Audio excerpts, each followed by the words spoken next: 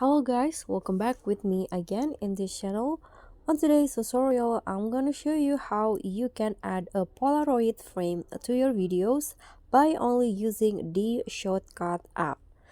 So here I've already opened the ShotCut app, and if you want to add a Polaroid frame, you can easily use the effect feature on ShotCut and swipe through the category until you find the VHS category.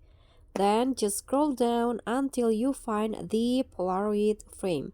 So there are four Polaroid frames that you can three Polaroid frames that you can use. So you can just choose which one that you like the best for your videos. I'm going to try one by one. Okay, so I think I like the Polaroid 4. Okay, this one, and just click on the check icon. You can adjust the effect for all of your clips if you want, and this is the result. So that's all from me. Thank you so much for watching. Don't forget to like, comment, and subscribe, and also click on the thanks. Bye.